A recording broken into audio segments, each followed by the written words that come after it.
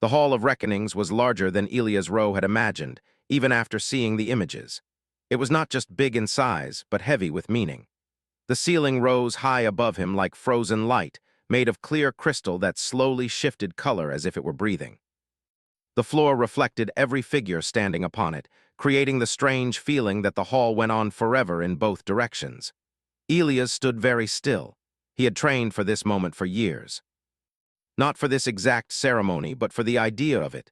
The day when a human would finally stand here, not as an observer, not as a curiosity, but as a representative. Still, no training could prepare him for the weight of thousands of alien eyes watching him at once. They did not stare openly. Many species did not even have eyes as humans understood them.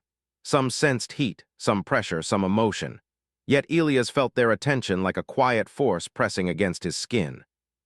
Humanity had been invited to the Galactic Concord only 23 years ago.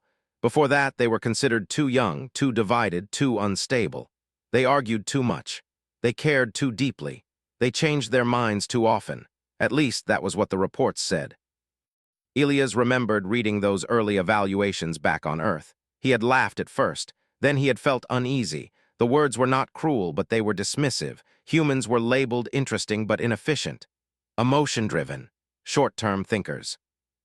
No one expected much from them. Not even Elias had expected this. A low, resonant tone filled the hall. It was not sound exactly, but a signal that translated itself directly into the minds of those present. Conversations stopped. Movement slowed. The ceremony was beginning. At the center of the hall, a raised platform formed from the floor itself. Symbols appeared across its surface, ancient, precise, and far older than humanity. Elias had studied them, but seeing them in person was different. These were the marks of judgment, used only when a species completed the silent trial. The silent trial, most humans did not even know it existed. For over a century, the Conquered had quietly observed Earth, not openly, not through invasion or control, but through indirect contact, subtle influence, and carefully designed challenges. Trade opportunities that tested fairness. Environmental data shared to see whether it would be exploited. Limited technology exchanges that could be used for profit or restraint. Humanity had never known it was being tested. That was the point. A tall figure stepped onto the platform. It was neither male nor female by human standards, its form shifting slightly as Elias tried to focus on it. The Conquered Arbiter, the voice of collective judgment. The silent trial has concluded, the Arbiter announced, its words forming clearly in Elias' mind. The results are statistically irregular. A quiet ripple passed through the hall. Elias swallowed. That word, irregular, could mean many things. The species known as humanity, the Arbiter continued, demonstrated below-average performance in resource efficiency, political unity, and lifespan sustainability. Elias felt his shoulders tense. He expected this. He had been warned. But, the Arbiter said, pausing in a way that felt deliberate, those measures failed to predict outcome relevance. The symbols on the platform shifted. When placed under moral uncertainty, humanity consistently prioritized collective survival over individual gain. Elias' breath slowed. When given power without oversight, humanity self-imposed limits. More attention turned toward him now.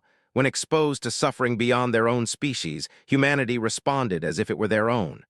A few delegates shifted uncomfortably. The result, the Arbiter concluded, is a level of adaptive cooperation previously unrecorded. The hall fell silent. Elias felt something warm spread through his chest, not pride exactly, but recognition. Someone had finally seen what humans always struggled to explain about themselves. Therefore, the Arbiter said, the Conquered recognizes humanity as a catalyst species. The term echoed, catalyst, not leader, not ruler, something else. Elias barely registered the polite signals of acknowledgement spreading through the hall. His heart was pounding too loudly. Catalyst species were rare, extremely rare. They were known to change systems simply by participating in them. The representative of humanity will now receive the Conquered's reward. Elias stepped forward. His legs felt steady, though his mind raced. He climbed the short steps onto the platform, aware of every movement, every breath. The symbols beneath his feet reacted to his presence, glowing faintly. Another figure joined him on the platform. She was tall, elegant, and unmistakably powerful. Ambassador Sarilith. Elias recognized her immediately. Everyone did.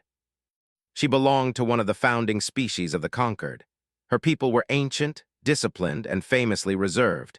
She was known for her sharp intelligence and colder-than-vacuum diplomacy.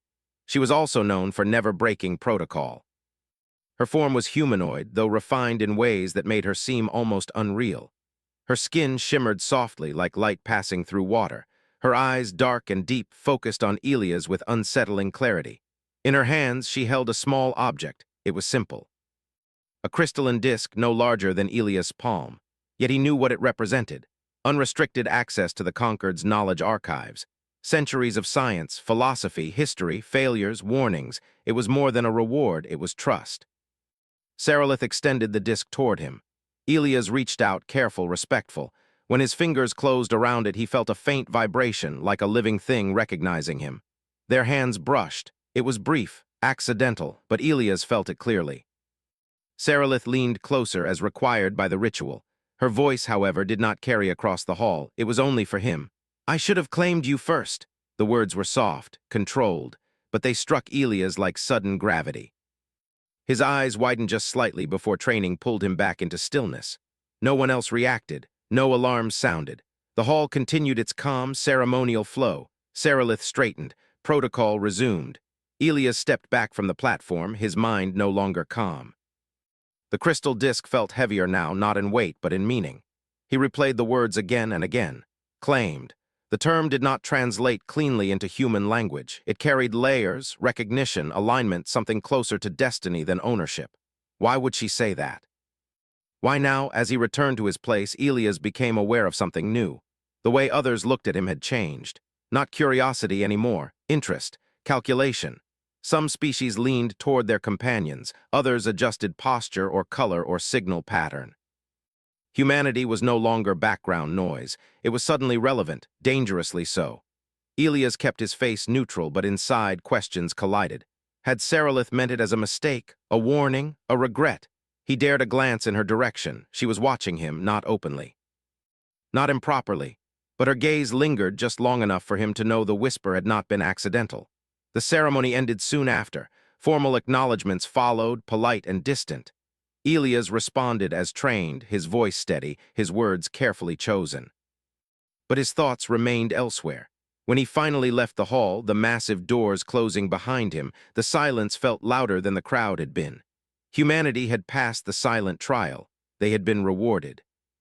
Yet Elias felt deep down that something far more important had just begun.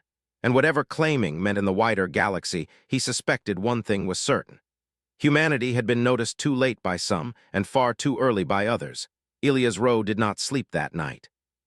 The guest chamber assigned to him was quiet, comfortable, and designed to reduce stress for non-native species.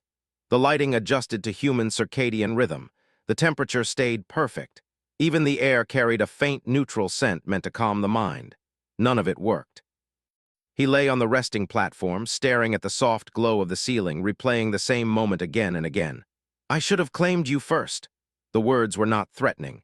They were not loud, yet they refused to fade. Elias had reviewed conquered cultural databases many times. He knew the word claim appeared in several alien languages, each with different meaning. Sometimes it referred to territory, sometimes to responsibility, sometimes to early alliance. But coming from Ambassador Sarilith, spoken in a whisper meant only for him, it felt personal and deliberate. By the next cycle, the conquered complex was already different. Elias noticed it the moment he stepped into the main corridor. Delegates who had barely acknowledged him before now paused. Some inclined their heads. Others altered their color patterns in polite recognition. A few even tried to match his walking pace, clearly hoping for conversation. Humanity had gone from overlooked to interesting overnight. He kept moving, posture calm, expression neutral, just as his training demanded. Inside, however, he felt a quiet pressure building. Attention was not always a gift.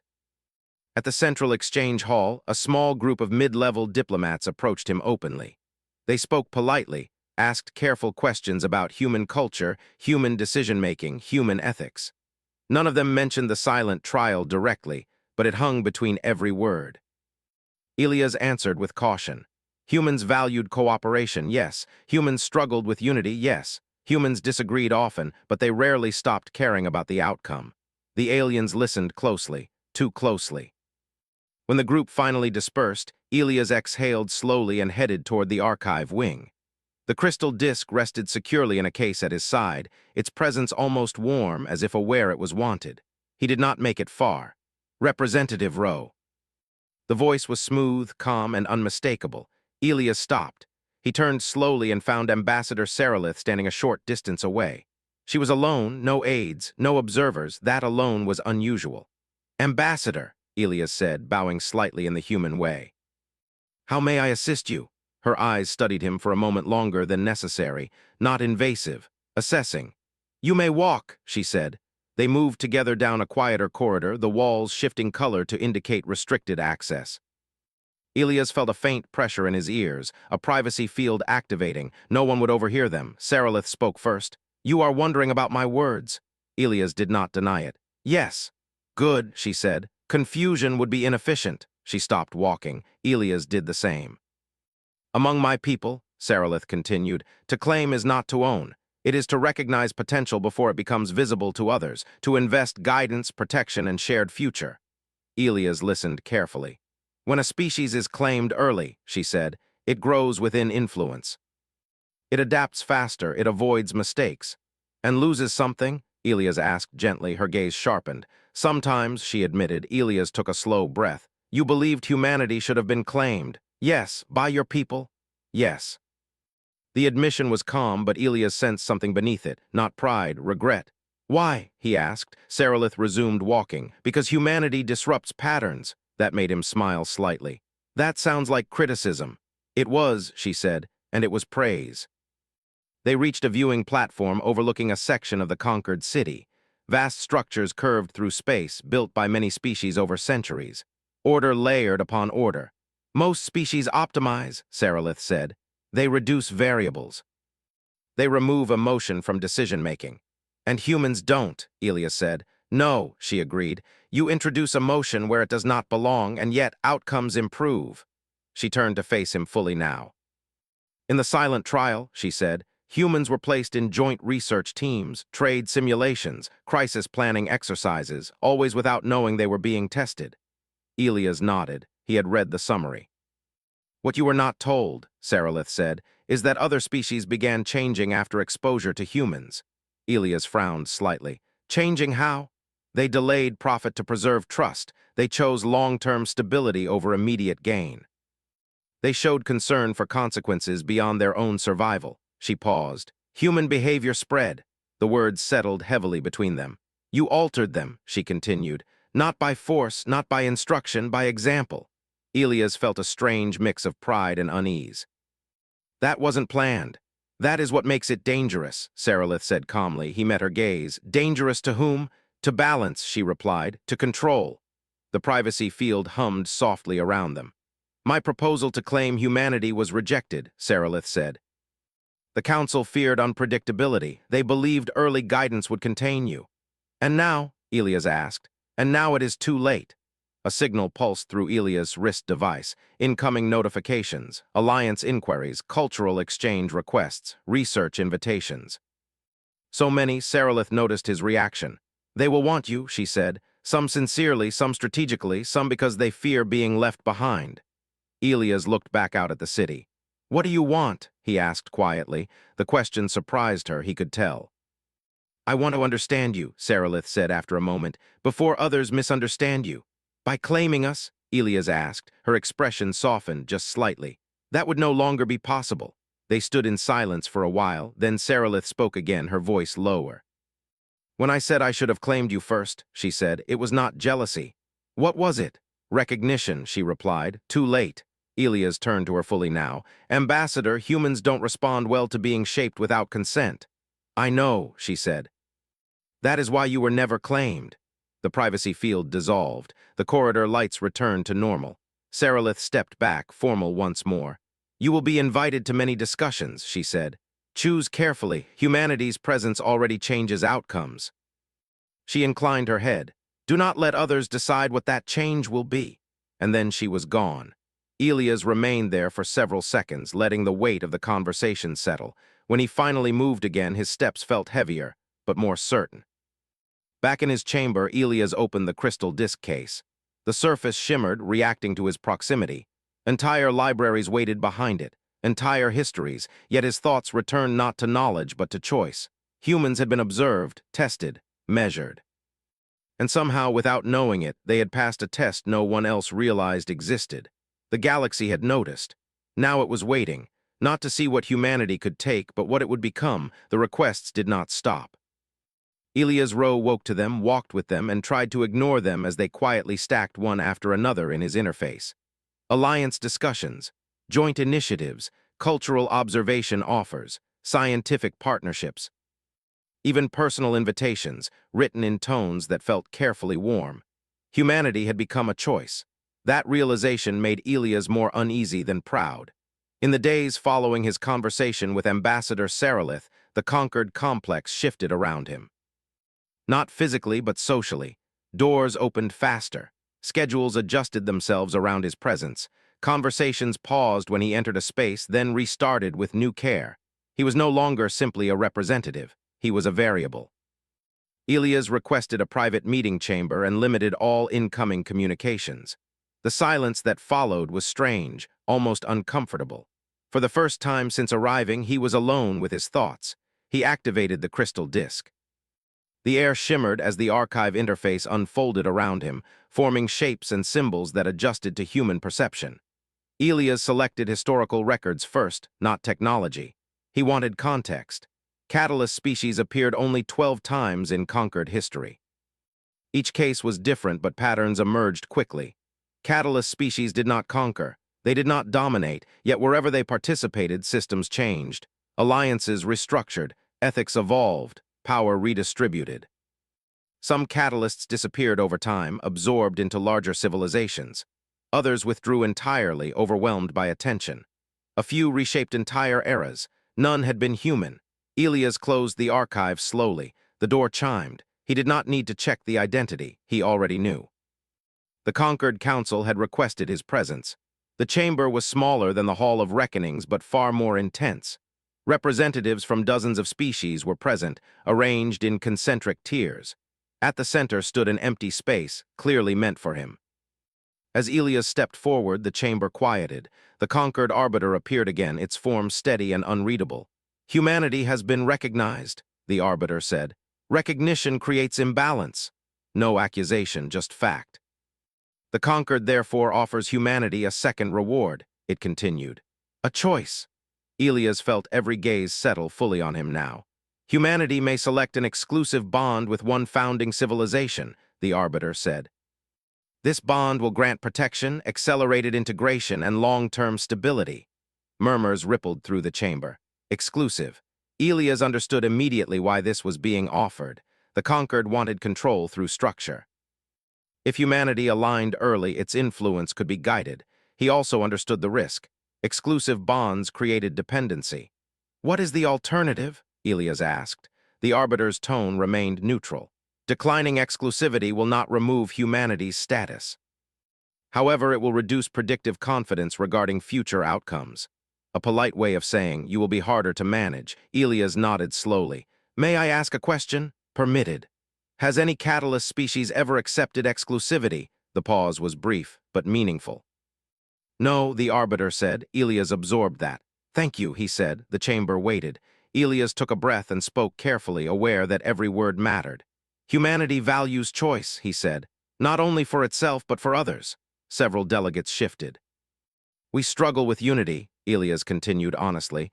"We argue, we disagree, we fail often." That part surprised them. "But we keep choosing again," he said. "We keep returning to cooperation even when it costs us." He looked around the chamber. "If humanity accepts exclusivity," Elias said, "we will change more than just ourselves. We will reshape power through alignment, not trust." Ambassador Sarilith watched him closely from her position. "We do not wish to be a tool," Elias said gently, "even a respected one." Silence stretched. The arbiter spoke. "Then what does humanity propose?" Elias had prepared for this moment. Still, his voice steadied only after a heartbeat. "We propose participation without ownership," he said. "Open cooperation, shared growth, no exclusive bonds." The reaction was immediate: concern, curiosity, resistance. Such a model lacks containment, one delegate signaled. It lacks efficiency, another added. It lacks predictability, came a third. Elias did not argue. It lacks control, he said quietly. That changed the tone. Ambassador Sarilith rose. Her presence alone drew attention. Humanity's proposal aligns with observed outcomes, she said. Control was never the source of their influence. She turned slightly toward Elias. You were right, she said, not unkindly. Claiming you would have diminished what makes you effective. The arbiter considered this. Humanity's choice will alter conquered dynamics, it said. Yes, Elias replied, but it will do so openly. The decision was deferred. The council would deliberate. When Elias left the chamber, he felt both lighter and more exposed. He had declined safety for principle. Not everyone would respect that. Later, as he stood at a quiet observation window, Sarilith joined him once more. You refused power, she said. Elias smiled faintly. Humans are strange that way. You chose uncertainty, she added. We live in it, he replied. Sarilith studied him for a long moment. You will not be easy to guide, she said. We're not easy to predict either, Elias said. Something like amusement touched her expression. The galaxy will change, she said, not because you command it, but because others will choose to follow your example. Elias looked out at the stars. Then we'll have to be careful what example we set. Sarilith inclined her head. For the first time since humanity entered the Conquered, no one was trying to claim them. They were waiting to see what humans would choose to be. The Conquered's decision came quietly. There was no grand announcement, no ceremony like the first. A simple confirmation reached Elias Rowe's interface while he stood in the observation garden, watching alien plants bend slowly toward artificial light. Humanity's proposal had been accepted, not because the Conquered fully trusted it, but because refusing it would have revealed fear. Humanity would not be bound to a single power, no exclusive bond, no ownership disguised as protection. Instead, the shared initiative would move forward, open cooperation, equal standing, and voluntary participation. The galaxy reacted in stages. At first, cautiously. Some civilizations observed from a distance, unsure whether humanity's influence would fade without structure. Others tested the initiative with small exchanges, shared research teams, ethical councils, long-term planning projects. And something subtle began to happen. Meetings took longer, but outcomes lasted longer too. Agreements included future generations instead of immediate benefit. Decisions considered not only efficiency, but impact. Humans did not demand these changes. They simply acted that way. Other species adjusted without realizing it. Elias became less of a negotiator and more of a listener. His role shifted from representing humanity to reflecting it. He spoke honestly about human failures as often as successes. He admitted uncertainty. He asked questions instead of pushing answers. Strangely, this made others trust him more. Ambassador Sarilith watched the transformation from a careful distance. She attended fewer meetings now, choosing instead to observe the quiet spaces where real change happened. When she finally requested a private conversation, Elias accepted without hesitation. They met again at the edge of the Conquered where the stars were brightest. You have done what none of us expected, Sarilith said. Elias smiled gently. Humans do that a lot. You did not seek to lead, she continued. Yet leadership follows you, he shook his head.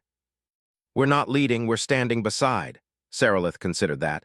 In my people's history, she said, we believed influence must be directed or it becomes dangerous. And now, Elias asked. And now I see, she said softly, that some influence must remain unclaimed to remain pure. She paused, then added, I understand now why my proposal failed. Elias looked at her. Do you regret it? No, she said. I regret thinking control was kindness. They stood together in silence for a while. Across the Conquered, new alliances formed, not around power, but around shared values. Humanity did not rise above the galaxy. It became a steady presence within it, a reminder that progress did not require dominance. Over time, the phrase catalyst species took on new meaning. It no longer referred to disruption. It referred to possibility. When younger civilizations joined the Conquered, they often asked about humans first. Not because humans were the strongest or the smartest, but because they were known for listening, for choosing cooperation even when it was harder. Elias eventually returned to Earth. He stood once more under open sky, breathing real air, feeling gravity pull him firmly home. Humanity had not changed overnight. It still argued, still struggled, still made mistakes. But now the galaxy was watching, not to judge, to learn. And somewhere far beyond Earth, Ambassador Seralith watched humanity's star burn steadily, not brighter than others, but warmer in a way that drew worlds closer. She remembered her whisper. "I should have claimed you first." Now she knew the truth. Humanity was never meant to be claimed. They were meant to remind the galaxy that choice, freely made, was the strongest force of all.